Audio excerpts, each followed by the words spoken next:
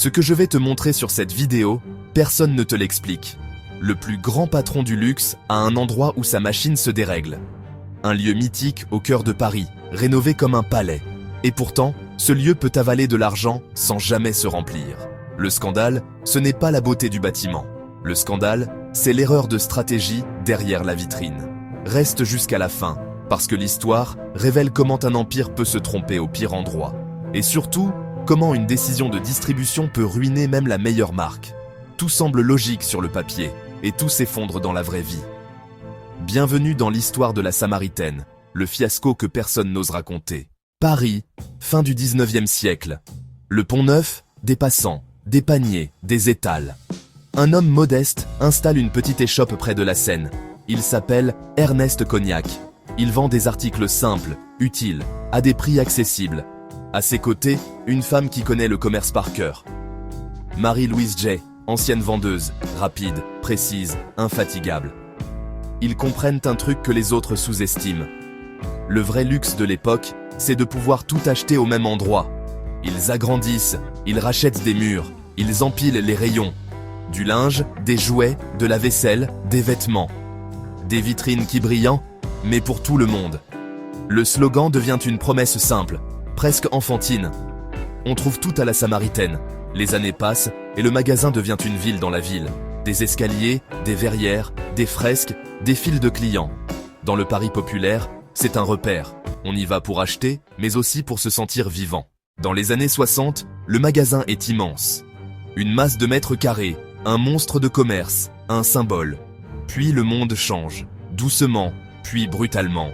Les habitudes bougent, les périphéries attirent, les nouveaux formats avalant les anciens. Le quartier perd une partie de son souffle, les rayons historiques disparaissent un à un. Les déficits s'installent, comme une fuite d'eau dans un plafond ancien. Et un grand magasin qui perd son trafic, c'est un grand magasin qui meurt. Début des années 2000, un autre personnage entre dans le décor, mais de loin, comme une silhouette dans un bureau vitré. Bernard Arnault ne vend pas seulement des produits, il vend une idée du prestige, une idée du désir. Il a transformé des maisons en empires et des logos en drapeaux. Son groupe collectionne les marques comme d'autres collectionnent les œuvres. Et il repère la Samaritaine comme on repère un terrain rare. Un emplacement unique, entre Rivoli et la Seine. Un morceau de Paris que personne ne peut recréer ailleurs. Le deal se signe. La Samaritaine passe sous le contrôle de son groupe. Sur le papier, c'est une évidence. Un lieu iconique, une adresse mondiale, un futur temple du luxe. Mais dans les sous-sols, la réalité est moins glamour. Le bâtiment vieillit mal. Les normes ont changé. Les coûts explosent. Et surtout, le commerce du lieu ne tient plus debout. Un grand magasin vide, même à Paris, reste un grand magasin vide. Puis, arrive la Seine qui choque tout le monde. Un jour de juin, les portes se ferment. Officiellement, c'est pour la sécurité. Dans les couloirs, on parle de risque, d'ossature fatiguée, de danger. Dans les esprits, c'est une autre traduction. On ferme pour transformer. Et la transformation va laisser des traces humaines. Des salariés sortent avec des cartons, des badges, des photos d'équipe, des années de routine brisée. La colère monte, parce que le lieu n'est pas qu'un magasin. C'est un symbole social, c'est une mémoire de quartier. À ce moment précis, l'histoire bascule du commerce vers le pouvoir. Et si tu veux d'autres histoires vraies comme celle-ci, abonne-toi et active la cloche maintenant. Ça aide énormément la chaîne. Bernard Arnault a une vision, et elle est plus grande que les rayons. Il veut un complexe, un grand magasin repositionné, un hôtel au sommet, des bureaux, des restaurants, une expérience.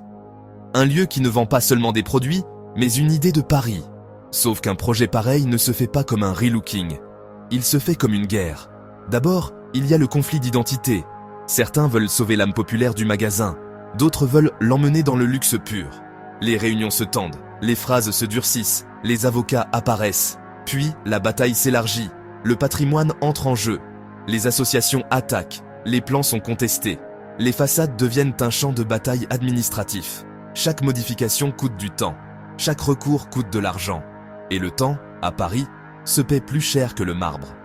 Les années s'étirent. Les palissades restent. Les passants s'habituent à voir un géant endormi derrière des bâches. Le budget gonfle comme une facture qu'on ne veut plus ouvrir. Au lieu d'un chantier, c'est un feuilleton. Un feuilleton où chaque épisode repousse l'ouverture. Et plus l'ouverture recule, plus la pression monte. Parce qu'un groupe peut absorber des coups, mais il déteste l'incertitude. Et là, tout est incertain. Le calendrier, le coût final, la réaction du public, et surtout, la question qui fait peur. Qui va vraiment acheter là-dedans? Enfin, un matin, Paris se réveille avec une renaissance. Les vitres sont neuves, les dorures sont restaurées, le grand hall respire à nouveau. La lumière tombe sur les escaliers comme dans un film. On filme, on photographie, on applaudit l'architecture. Au sommet, un palace attire les regards. Des chambres silencieuses, des couloirs parfaits, une vue qui coupe le souffle. En bas, des marques de luxe s'alignent comme des trophées. Tout est beau, tout est propre, tout est prêt pour les visiteurs. Et pourtant, le piège est déjà là.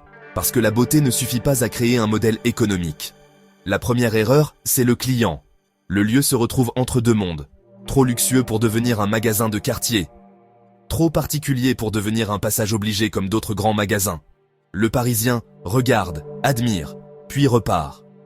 Le touriste passe, prend une photo, puis file ailleurs. La deuxième erreur, c'est la distribution. Le modèle est pensé pour des acheteurs de passage, ceux qui dépensent vite et beaucoup. Un modèle parfait quand les flux mondiaux sont stables. Un modèle fragile quand ces flux se cassent. Et quand le monde bascule, le lieu n'a plus de plan B. La troisième erreur, c'est le coût fixe. Un site pareil n'est pas un magasin, c'est une machine. Énergie, entretien, sécurité, maintenance, effectifs, services. Chaque journée ouverte coûte une fortune, même avant la première vente.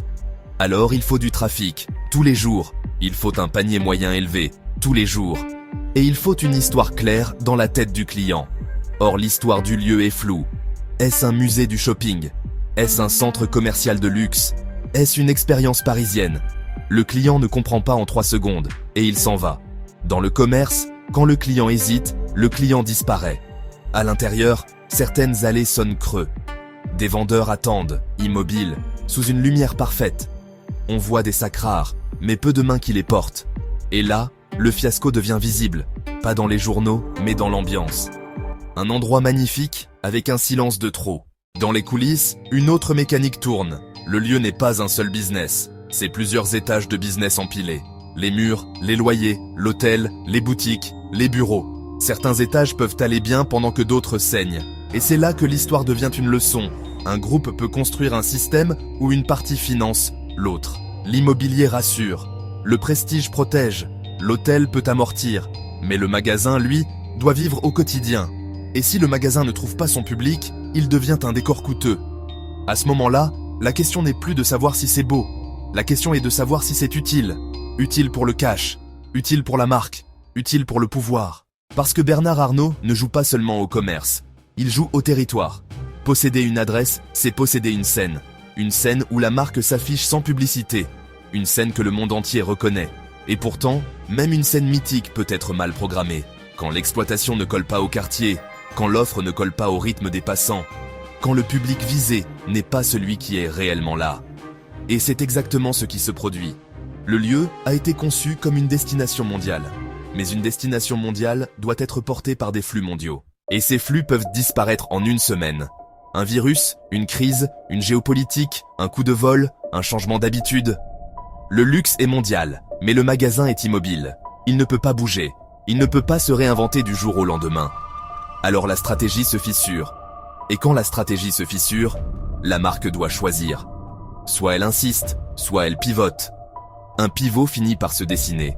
Moins de dépendance au modèle voyageur. Plus d'ancrage local. Plus d'événements, plus de vie, plus de raisons de revenir. On teste de nouvelles marques. On ajuste les horaires. On cherche une clientèle plus régulière, moins spectaculaire, mais plus stable. On veut transformer un lieu de passage en lieu d'habitude. Et ça, c'est l'inverse d'un magasin pensé pour le duty-free. Le changement est lent, parce que l'image du lieu est forte. Et une image forte est difficile à déplacer. Mais c'est la seule voie.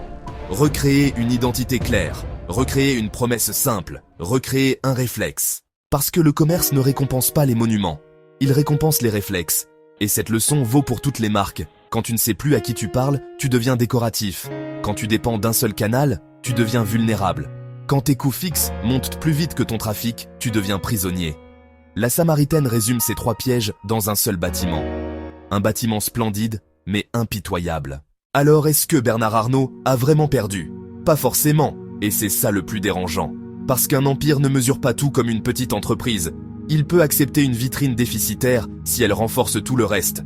Il peut accepter un symbole si le symbole protège ses marques. Il peut accepter un temps long si le temps long augmente la valeur du foncier. Posséder un lieu rare à Paris, c'est posséder une assurance sur le futur. Le magasin peut décevoir aujourd'hui, mais l'adresse reste. Et l'adresse, elle, peut prendre de la valeur pendant des décennies. C'est là que le fiasco devient ambigu. Échec en cash. Victoire en influence. Et cette ambiguïté, c'est le cœur du luxe moderne. Le luxe ne vend pas seulement des objets, il vend une domination culturelle. Et la domination culturelle se construit aussi avec des bâtiments. Garde 3 idées en tête, parce que c'est la vraie morale de cette histoire. Ne confonds jamais prestige et product market fit, même si tout le monde applaudit le design. Ne mise jamais ton modèle sur un seul type de client, surtout quand il dépend du monde extérieur. Et ne laisse jamais tes coûts fixes te transformer en prisonnier, parce qu'après ça, tu ne contrôles plus rien.